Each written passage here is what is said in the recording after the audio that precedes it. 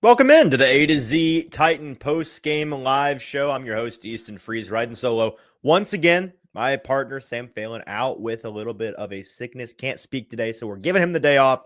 And of course, Austin Stanley up in Columbus, having traveled there to watch the Vols take on the Buckeyes last night. So you just got me today, and we're going to be going over what was a really ugly Titans game that turned into an interesting game late. Titans fall to the Colts 38-30. Didn't look like it was going to be even remotely close for the majority of that one, but they make it a game there at the very end, come up just short, ran out of time. Before we get started today, got to send a shout out to all of our supporters, our sponsors today, X Golf Nashville, and now in Murfreesboro, the home of indoor golf in Middle Tennessee. X Golf, play, train, entertain, playxgolf.com. BetMGM, log in today using our bonus code ATOZ Sports to get a Pro Football Boost Pack to acquire tokens for more winnings. BetMGM, an official partner of the Tennessee Titans, and TDOT, be part of the solution to end littering and make sure nobody trashes Tennessee. Visit nobodytrashestennessee.com. Already seeing some folks pour into the comments. Gabe, J. Rome, Brad, J.R., Zach, General, Goat, John, Ben. Appreciate you all being in here with me live. Help me out. If you're watching with us live today on Facebook, on Twitch, on YouTube, hit that like button for me. It's just me. Your boy needs your help. All right. Hit the like for me today, so that I can show my bosses, hey, no worries. I can, next man up. I can handle this. Don't worry. The folks liked the show. It's going to be maybe a more laid back one because there's not much conversation for me to have by myself. I want to talk to you all. So if you wanted to get in on the conversation, today of all days is the day to do so. Going to be reading a lot of comments, going to be going through some X factors, going to be going through quarterback grades that nobody can really push back on what my grade is, I guess, because I'm giving my grade all alone. And newsflash, it's not going to be a good one. As we saw Mason Rudolph's last throw of the game, just tack on another interception there for good measure. Obviously wasn't expecting the Titans to be able to go all the way down 90 yards with 3 seconds left, but a funny way to end the game nonetheless. Where to begin? Let me start by asking you guys in the chat a question I want you to chime in on. What do you make of that second half? Maybe the better question is, how did your feelings about this team going forward change based on that second half? Were you convinced by their ability to come back from being down 38 to, 38-7 at one point? Yeah, the Colts scored 38 unanswered points.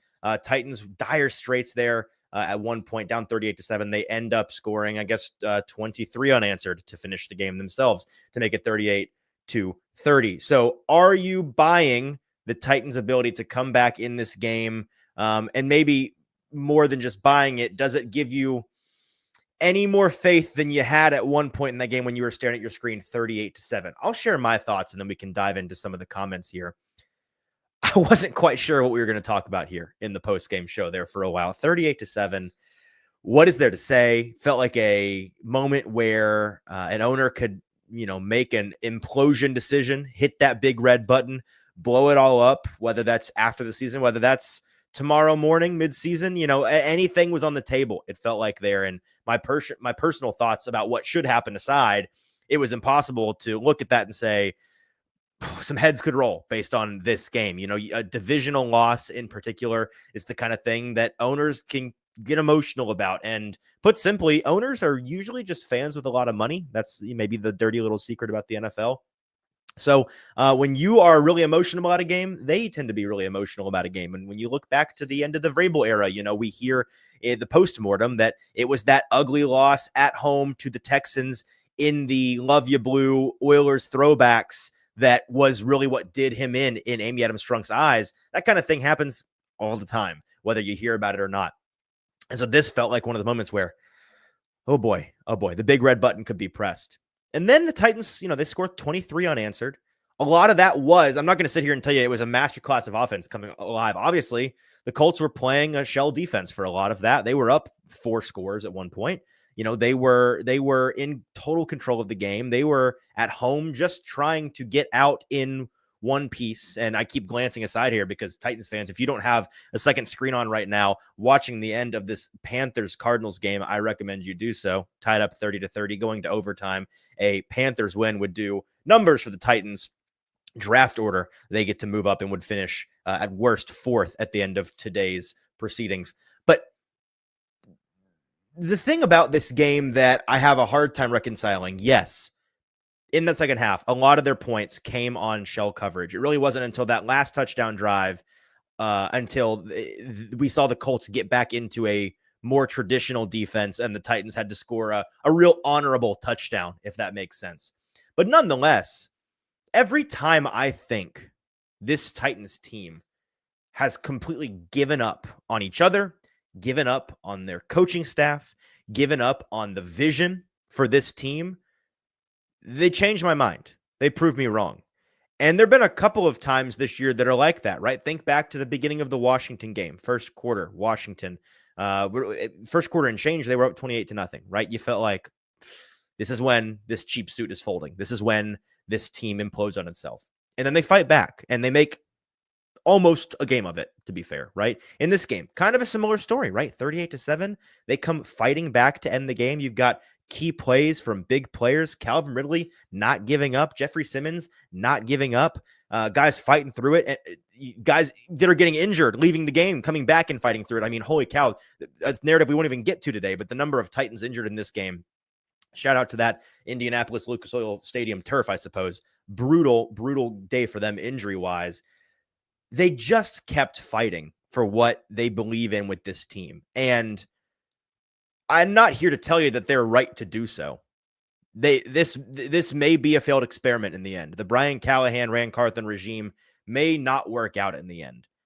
But what I can tell you with confidence is that these players, 16 games into their season, or 16 weeks into their season, 15 games into this failed year, sitting at 3-12 with nothing to play for, still losing games, right? Today, still lost the game. They're still fighting. And what that tells me is that this coaching staff is doing something right.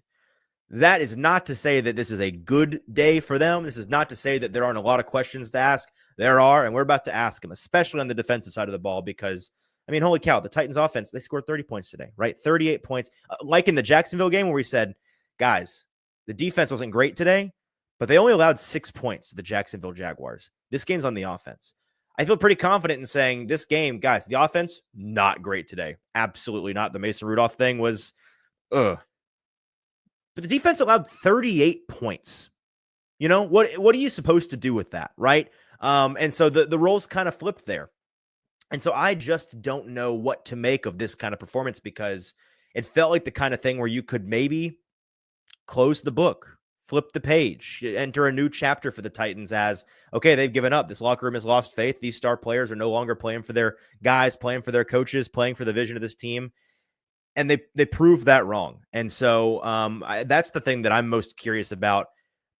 All told, on paper, when you really boil it down, if I'd told you coming into today, Titans fans, that this Titans game would end up high scoring, Titans would score 30 points, lose by 1 score, and you wouldn't injure your draft positioning, you would probably have signed up for that, right? Would you have signed up for that at the beginning of the day? Hey, you lose by 1 score, but it's still a loss. So the draft order not messed up, but you scored 30 points in the process. You'd have probably said, sure, that seems pretty ideal to me. Now, I'm not trying to paste over how bad it looked for 2.5 quarters, right? And it looked bad. And when I say it, I mostly am talking about the defense, but Mason Rudolph throwing interceptions, also not great either. He's kind of lucky, frankly, that the defense played today the way that they did. All I'm saying is that this went from a game that was a complete and utter total nightmare where heads were likely going to roll to, in just a quarter and a half of football, a game that looks like an honorable loss on paper to a divisional opponent on the road, to a better opponent than, you're an inferior team. I think pretty clearly we can all agree this Titans team, even if they do have coaching and GM issues, they lack talent. They just are not good at football right now. They are a bad group of players right now. It went towards something that I think I don't think it's an overreaction to say the final quarter and a half of that game maybe saved some jobs and maybe saved this version of the Tennessee Titans going forward. And so maybe that's the question we need to ask today is that a good thing? Are you happy that second half saved the current version of the Tennessee Titans? Because I'm not saying for sure things would have been over tomorrow morning. But if they were, or if we got to the end of the season and they were, I feel like we'd all be pointing back to this Sunday afternoon saying that was the beginning of the end.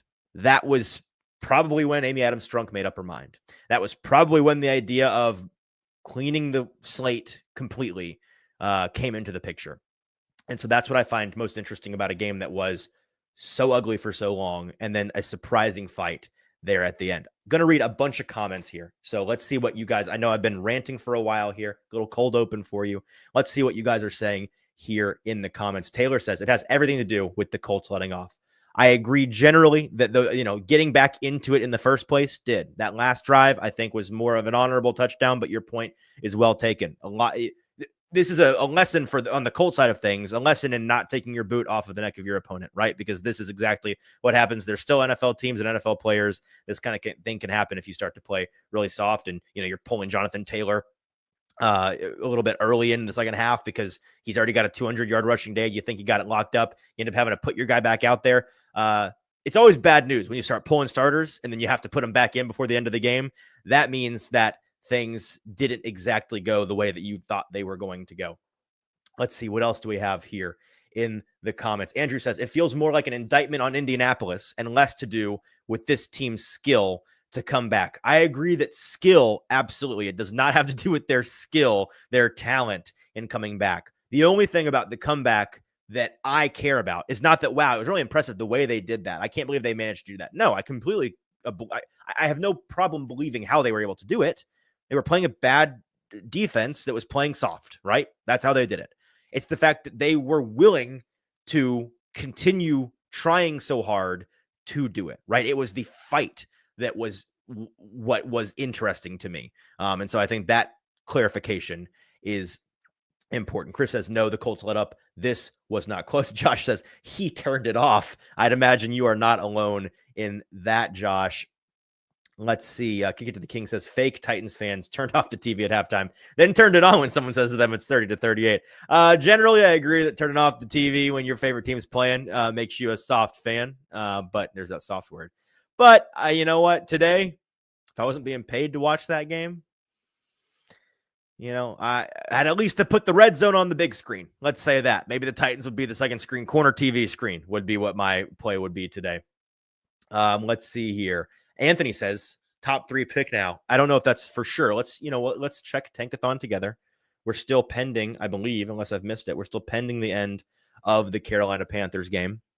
But Titans currently sitting at 3rd. Now that's because all the games have not finished, right? The Raiders and the Jaguars have to play later today. So they're likely to come back down. But right now, the Titans are sitting at 3-12 in the 3rd spot in the draft behind the Giants and the Raiders. Again, the Giants lost today to the Falcons, the Raiders with the chance to lose to the mighty Mac Jones fighting Jacksonville Jaguars later. And then the Carolina Panthers at 3-11 have the potential to lose this game.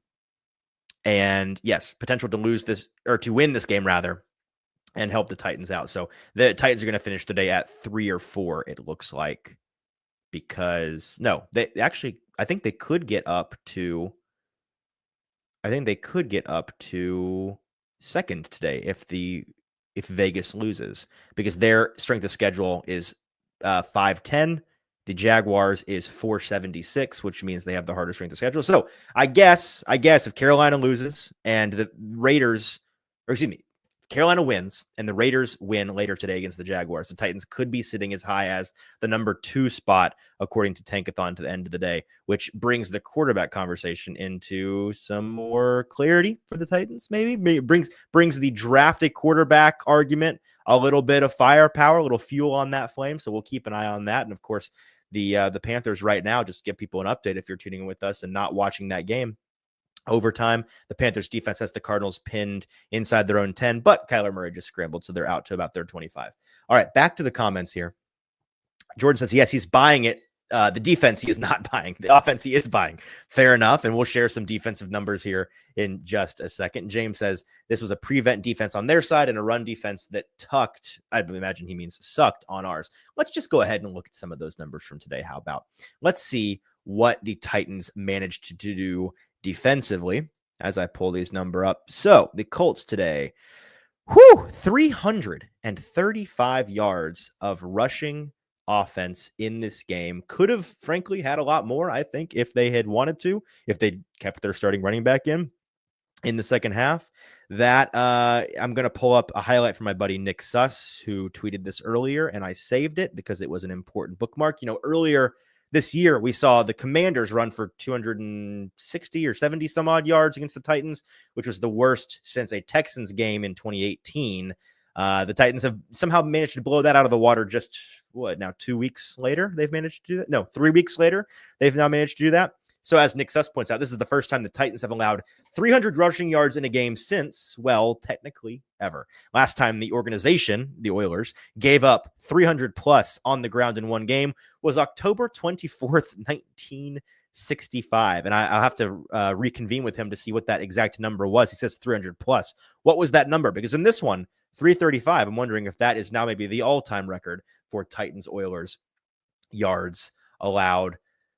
Brutal. Just going to look here. Let's see what some of the averages were for these rushers. So you had 218 yards from Jonathan Taylor, 70 from Anthony Richardson, 25 from Trey Sermon, and 22 from Goodson. Jonathan Taylor finished the day 7.5 yards per carry. Richardson 7.8. The other two guys, not so much, but holy cow. And as we're continuing to see some scores roll in here, the Commanders with it looks like an unbelievable win here at the buzzer. So some big results coming up here for these different teams. Wow. Yeah. Commanders beat the Eagles in a big one. That's a big divisional win right there for them. Of course, Jalen Hurts going out, killing my fantasy season. Don't want to talk about it, but that has a lot to do with it. All right. Back to some of your comments here. And I appreciate you guys sticking with me. Darren says, I do not buy it. There is zero hope for this organization. Certainly understand how you feel that way. Goat is me. Yesa says next season is the season. I'd imagine he's talking about the Brian Callahan regime and the time that they have left. A lot of comments in here about how the Titans are a soft organization. And I will say it is an extremely tough look for the Tennessee Titans having their coach go out this week in response to a question from me, defend their manhood, essentially defend their how strong they are, how not soft they are as a football team, both mentally and physically. And then they allow 335 rushing yards in a game against a divisional opponent, doing their best to make that look pretty bad. And I think that those comments alone, the juxtaposition of saying all that this week and then being down 38-7 and looking like it could get even uglier than that to end the game. That's a big part of the reason why I felt like, while I don't necessarily agree with it, there's no defending this. There's no defending what's going on with this team or this coaching staff or the execution or any of it. And it feels like this is the moment where an owner could make a really dramatic decision. Let's see here. Toby says, no, the hare took a nap and the tortoise almost, but could not quite catch up. JR says, why didn't Mason get benched? Well, it's because the backup option was Will Levis, the guy you just benched. But a fair question. I did not think we'd be getting to should they bench Mason as quickly as we did. And by as quickly as they did, I mean watching the Eagles play pitchy woo woo, unsuccessful, maybe successfully, no, unsuccessfully, to lose the game 36-33. So go commies on that one. I didn't think we'd get there in 2.5 quarters, which is essentially where we were with Mason Rudolph. Let's look at some of his numbers. He went 23 of 34 on the day, 252 yards, 2 touchdowns, 3 interceptions. One not necessarily the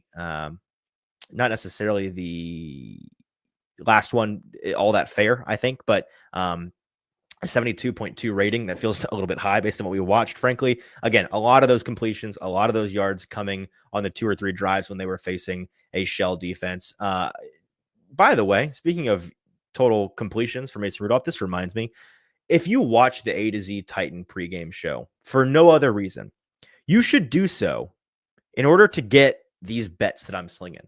Because if you're a longtime watcher, I've been hitting a lot this year. I've been handing out some real gas. And today, we went 6 for 6 on the bets I handed out. So you could have made money hand over fist watching this mostly garbage football game. NWI anytime touchdown cashed. Obviously, the auto pay is back on, folks. Mason Rudolph, for all his foibles, we're back to getting the ball to NWI in the end zone, which is what's key for our pocketbook. So that one hit. And then I handed out these 5 singles that I said place them individually and place them in a parlay. So these individual bets were all roughly even money, a little bit of juice to the book. And then you parlay them for plus 1,000 odds. We had Pollard under 15.5 rush attempts cashed.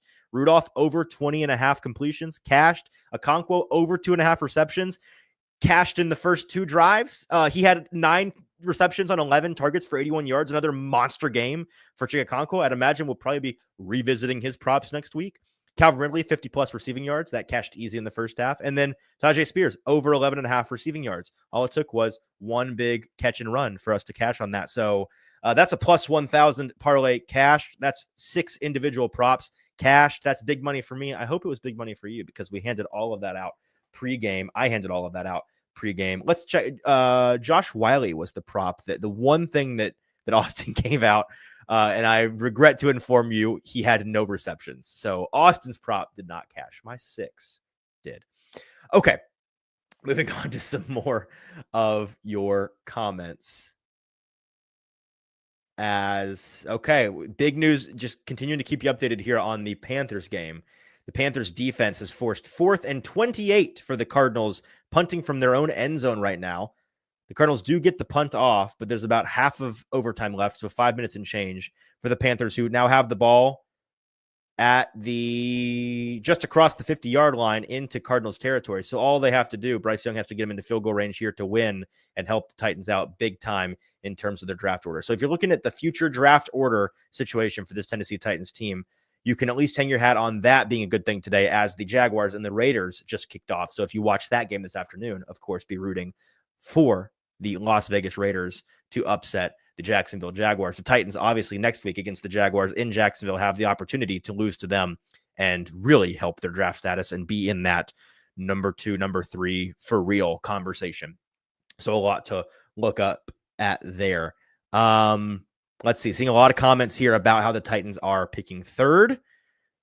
What else do we have? Juan says Spears carried the team. Another big day for Tajay Spears, who I think they have to continue to utilize. It's so funny the way he looks when he can sniff the end zone. Like when he gets visual confirmation that the end zone is near him, it's like he gets a 2x strength boost. He starts running through guys, shaking tackles, breaking ankles. It's really impressive to watch. Big day for him. 3 receptions for 39 yards. And then on the ground, 10 carries, led the team in carries for only 27 yards, but 2 touchdowns. So 4 touchdowns for him and roughly 200 yards from scrimmage in his last 2 games with the Titans. Very big deal. It's the Tajay Spears and Okonkwo show lately, which is encouraging 2 young players on your team breaking out. Obviously, you wish it was under more meaningful circumstances, but those guys will be around next year, and this is the kind of play you love to see from them when the Titans are actually back in the hunt. Bustin Diamond says everybody on this team sucks. Hard to disagree with that in general. That's how it felt, certainly at one point in the game. Nothing was going right, and nobody was doing anything good. Except, the only guy I'll push back on that slander for at all times is Tony Pollard, because he has not, nor has he ever sucked for the Titans. The only blemish on his record is a couple of fumbled handoffs, which is a thing that matters. But all of the good that he's done far outweighs all of the bad that he's done. So there's that. Some more comments here. Let's see. A lot of comments about being soft here. A lot of comments. Sean O'Malley says Callahan's dad coaching the O-line hasn't made a lick of difference. I don't know if I necessarily agree with that. I pushed back preseason on the idea that he was going. I kept saying he is a fantastic offensive line coach. He is not a miracle worker. And I think you've seen that borne out. There is no miracle to be worked here. I do think that the offensive line, got to look at the tape, got to look at the advanced metrics. It's hard to see just based on your eye in that game. And they didn't seem great all day by any means. It wasn't and there we go. The Panthers break off the run, walk off touchdown. Panthers will win and improve to 4-11, meaning that they are no longer in the picture for the Titans right now, fighting for those top spots. So big deal for the Titans there. And big deal for the Panthers, man. Feels good for the Panthers. Feels good for Bryce Young. Ryan Field says Brownlee rookie mistake at the end. Yeah, I'd imagine my colleagues in Washington or in Indianapolis right now are in the locker room asking him that question. Why exactly he was playing, 5 yards soft in zone on 3rd and 7 or whatever it was, and nut cutting time there at the end of the game, giving Pittman all that room, making the completion for the key first down super necessary. He is a good player. He's an aggressive player. I think that he's a starting cornerback in this league, and he's a hit in the 5th round for sure. But he is not a perfect player. There are still some real blemishes, and I think that he's somebody that will be, a guy that you're like really promising first year. At the end of the year, the review we do will say really promising first year for a guy that was thrust into a position to play a lot of football, a lot to hang your hat on. And he's got a lot of improving to do, but he's a breakout candidate for year 2 kind of thing is how I feel about him right now. CJ says, well, they're not soft. They're just not good. It's basically how I feel, by the way, for the record. And that first half certainly felt like, oh, maybe I'm wrong. Maybe they are soft, but then they come back fighting. I don't think the way that they fought in that second half was necessarily an indication of them being soft. Jordan says they're getting paid. They fight for their incentives. That part of it is technically true. Individuals fight for their incentives, but I don't think you see a team come together and fight that way like they did for the second half of the game in what was a dire situation in a game that ultimately is meaningless to them long-term this year. Unless they have some belief in themselves, in each other, in their coaching staff, in the vision. Kyle says moral points hang the banner. Certainly not what I'm trying to get at here. All I'm trying to do is diagnose whether or not this team has given up or not, because that's the biggest key for me when it comes to firing coaches, especially one and done coaches. If a team has given up, like think back to the Freddie Kitchens Browns. Think back to the Broncos with idiot Jets offensive coordinator Nathaniel Hackett. There it is, Nathaniel Hackett Broncos. These are extreme examples of teams where the locker room gives up on the first-year coach in the first year. You can see it in the way that they play. You can hear it in the way that they talk. You can see it in the way that they carry themselves on and off the field. That's what I'm looking for when it comes to firing a first-year head coach, ultimately. And I still am not seeing that. So that's what I'm not trying to hang moral banners at all or say this is a good game for the Titans at all. They clearly not. I don't think unless they came back and won, there was no undoing what we saw for the first 2 and change quarters. But it's the fight that we're trying to diagnose here. Big Meech says, even A to Z phoning it in, cutting labor costs on the post-game show. That's right. I'm the only one that they could afford, the newest guy. And even I am on the block. It may just be no post-game show going forward. We'll have to see. Tough times. Justin says, I'm covering my ass on the soft deal. I don't know how that is necessarily true because I didn't call them soft in the first place. Derek says Levis is not the problem. And I've seen this a couple of times on Twitter during today's game. Are we ready to admit that Levis is not the problem? Mason Rudolph doing the same thing out here. No, not ready to admit that, because the past 2 games, the 2 games that led to his benching, he was pretty explicitly, inarguably the problem in those games. So I'm not going to say he wasn't the problem in those games, because he was. If you watch the games, if you watch the tape, he was. Now, is that to say that Mason Rudolph wasn't his own version of a problem today? No, he was. He absolutely was. And so I think the moral of the story here for me, and one of the biggest reasons why I'm not as critical of this offensive coaching staff as many people are, is because all season long, for the most part, aside from 1 month of truly promising football, I have seen this team have really subpar quarterback play. Either guy they're playing, just really, really subpar, 30th or lower in the league.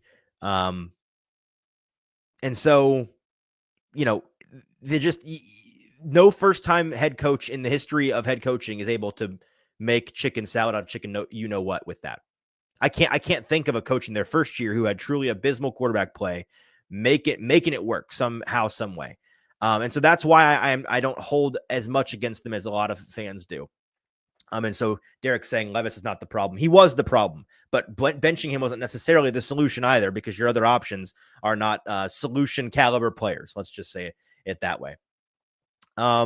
Okay, a lot of comments I could continue to read here, but we're going to move on as we're wrapping up the show here to some quarterback grades. So drop there in the comments some quarterback grades. Also, as I'm doing this for the first time all by myself, I don't know for sure what our ad read responsibilities are in the post-game show. So just to cover my butt and make sure, I'm going to shout them out again. If it's a little bonus, that's a little bonus. Shout out to our 3 wonderful and amazing sponsors on today's show: X Golf Nashville and now Murfreesboro, the home of indoor golf in Middle Tennessee. X Golf, play, train, entertain. PlayXGolf.com. BetMGM. Log in today to get your Pro Football Boost Pack to acquire tokens for more winnings at BetMGM, an official partner of the Tennessee Titans. T-Dot, be part of the solution to end littering and make sure nobody trashes Tennessee. Visit nobodytrashestennessee.com. Shout out to X Golf, BetMGM, and T-Dot for that. All right, we're on to quarterback grades, and I actually am realizing that I have skipped over the one word. So we're going to come back to the one word. We're going to start with quarterback grades, get to one word, and then get out of here. So as your quarterback grades are coming here in the chat, let's just revisit one more time what Mason Rudolph managed to do in that one. 23 of 34, 252 yards of passing, 2 touchdowns, 3 interceptions with a 72.2 quarterback rating. Ian Cox says C- for Mason Rudolph. Chesney, F. Guy Man, D-. Ethan, C+. Brandon, C. The Zedro, F-. Roshat, D+. Godchild, C+. D for Jake Hughes, C for Myron, C- for Sean King, F for Rick Leach, D+ for Shrike, F for Rick, C for Curtis, F for TJ, C from Greg, C, D, C-, D, D, C+, F+. So you failed, but not quite just a full failure, just like just a little bit above an F, or is that why the plus? That's my question. Okay. So let's see here. On the Mason Rudolph quarterback grade, I'm going to give him a fat, steamy D+. It's going to be a D+ for me. It did not rise to the level of C-. It's not good enough to be a C-, but a true D performance is the kind that I think I hand out. A D or lower is you single-handedly almost lost the game for your team. And I don't think that's the case today. Was he good enough to win? Certainly not. But was he the reason that they lost? Not really. So I'll be giving him a D-. He made one really impressive throw on the day, which was the Titans' first touchdown when they led 7-0 on 3rd and medium, 3rd and long, whatever it was. I think it was like 3rd and 8. They take a shot up the sideline, single coverage to Calvin Ridley. He drops it in a bucket, a gorgeous moon ball. Other than that, trying to think, make sure I cover all my bases. Okay, the NWI touchdown. He navigates the pocket. He creates some time. He gets it off to NWI. I'll give him props for that one as well. That was a good pass as well. That was some good quarterback pocket management on his part and keeping his eyes downfield. Other than those 2 plays, no, that's it. Okay, so that's all that's all I'm giving credit for. Other than that, quite bad. It's some truly bad spots, including a couple of turnovers that are varying degrees of ugly on that one. So a D+ for Mr. Rudolph in that game. All right, now to the one word. And guys, nobody here to stop me. So we're gonna take our time on the one word. We're gonna read a lot of one words. You know me. I want some really intelligent one words in the chat. If it's a word that you had that you don't think people are gonna know the definition to, include the definition. You say the word, chrysanthemum or whatever it is. That's a flower, and then the definition. Because we want to learn words. No, I'm not going to read the boring repeat words. So drop your one word in the chat. How you feel about the Titans losing 30-38 to the Colts. Want to hear what your one word is to sum up the Titans 38-30 loss to the Colts. And let's just get it started here. Ian Cox says wearying. Absolutely. I can agree with that one. Crestfallen, says Andrew, is a good word.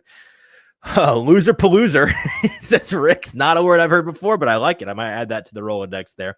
Fight is what Ethan is focused on. Deplorable from Brandon. Make believe, says Shrike. So he's not buying anything the Titans are selling in that one. Inevitable from TJ. Promising from Witty Banter. Who's going to be the first person to get a gold star for their word from me? Let's see. Meh from Shane. Calamity from John. That one almost rises to the level of a gold star. That's a high mark, but not quite a gold star there, John. Ghastly, says the Zedro. Soft, says Greg. Not a high level word, but a very timely word for this week's proceedings. Extravagant, says Marzo. That's a good word. I'll give that a gold star. That's a good word. I don't know if I necessarily think it's the greatest descriptor of this game, but it's a good word nonetheless. Disappointing, says Jim. This one I think is very popular with folks. Indifferent from Jameson. You just feel indifferent about it. Yawn, says Michael. Phragmatic. Is that a real word? Is phragmatic a word? Let's check the internet. No. Pragmatic is a word. Maybe that's what he meant, but phragmatic is not. And I don't know what you mean by that. Draining, says Brian. Unscrupulous. Now, that's a good word. Let's define that for the people.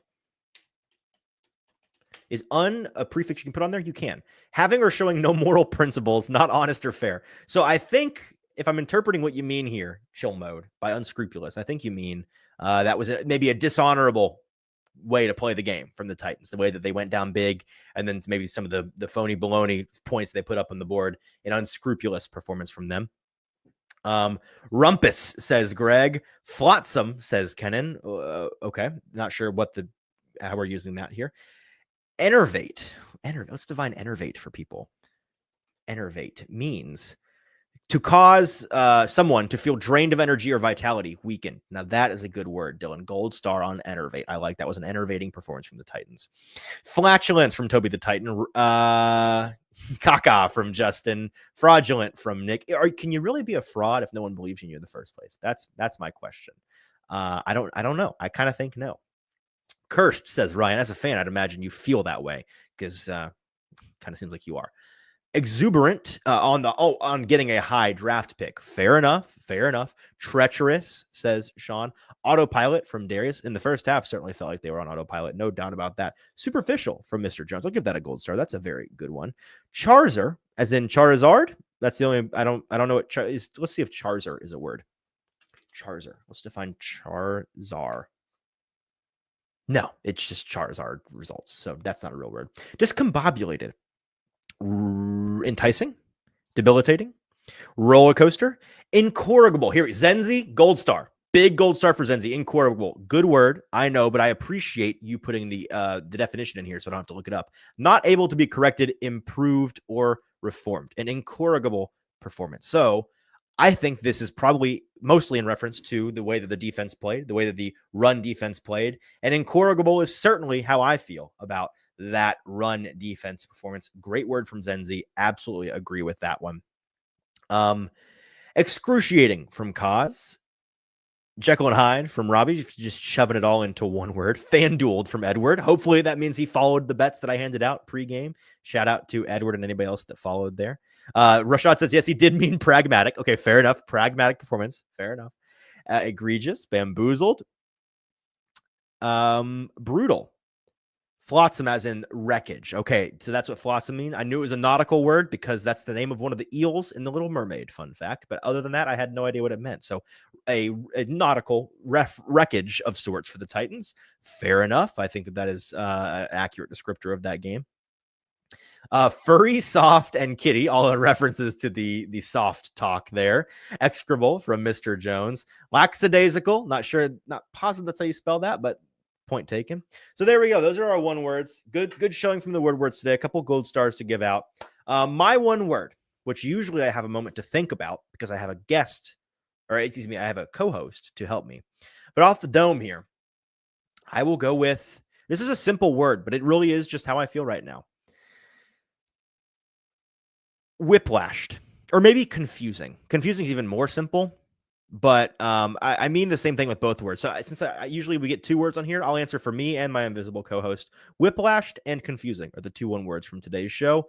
Just because, again, to round out the post-game show, my immediate feelings after that game, what felt like a game at 38-7, where the book may have been written, the decisions may have been made, heads may be rolling, the end may be nigh for the Titans and this staff and these players and the current vision of the team. They come fighting back, and what they do isn't nearly as impressive as how they continued to have the drive to do it, to stick together, to fight for one another, and make a game out of it. Almost give themselves a chance to win the game out of it. So that I am very curious. I'd imagine right now we've got a lot of clips in on social media from the locker room from Brian Callahan. Very curious to go hear what they have to say. And we'll talk about it on tomorrow's morning show. To be 100% honest with you, this is where I need Austin. I don't know what this week's schedule is for the A to Z morning show. So here's what I do know. I do know we won't be doing a show on Christmas. So enjoy Christmas morning with your families. Don't look for us. We're doing the same as you are. We will be doing a show the next 2 days at least. I don't know about Thursday, Friday, but I do know Monday, Tuesday, we will be doing live shows. And I know that I'll be on the Tuesday one like I usually am. Tomorrow is usually Austin and Zach. Not sure if it will be because Austin's in Columbus. I'd imagine Zach is available. So maybe it's me and Zach. Maybe it's Austin and Zach. Maybe it's Austin and me because Zach wants the day off, Christmas. I don't know. So you'll get some version of the A to Z clan on the show tomorrow. I just don't know what version will be. Shrike says you're getting drunk too. No, if you're getting drunk on Christmas morning, we have very different Christmases than one another. But I'd wish you all a Merry Christmas, but I'll be back on the show on Christmas Eve, so I'll do that then. You know what? Enjoy your Christmas week. If you've got work off, if you're hanging out with family. I know I did some of that this weekend, so all of those things. Have a good time. Have a safe time. Enjoy the holiday spirit. Maybe try to cleanse yourself of that Titans dreck, that ugly feeling. Zenzi says, thanks for the show. I appreciate you guys sticking with me through a show you absolutely could have tuned out of. I know no matter how good a solo host is, my philosophy in Talk Sports is that even the greatest solo hosts in the world are worse by themselves. Conversation is the lifeblood of sports talk. And so it's very hard to do a show by yourself. It's very hard to keep up with all the comments and do all of the things. I'm happy to do it. I just know it's probably not as entertaining. So thanks for watching anyways. Thanks for being engaged anyways, especially after a very ugly Titans game. Make sure to tune in to that Jaguars-Raiders game as soon as we're done here. That's a big one. You should be rooting for the Raiders to win that game, and we'll see where the Titans end up after all is said and done today. Check out A to Z Sports for all of our written content. I'll have something written about the Titans draft order once that's shaken out later today, so I'll be clarifying. If you're not sure what to make of it, check out my article later today. It'll be clarifying where they sit on the draft order. Sam should be writing something. Buck probably writing something. All of the written things over on A to Z Sports.com. All right. I think that's everything. Shout out to our wonderful and amazing sponsors, X Golf and BetMGM. And then we will be back here with the morning show tomorrow, either Austin, Zach, me, or Sam in some order. Until then, have a wonderful rest of your Sunday. We'll talk to you tomorrow.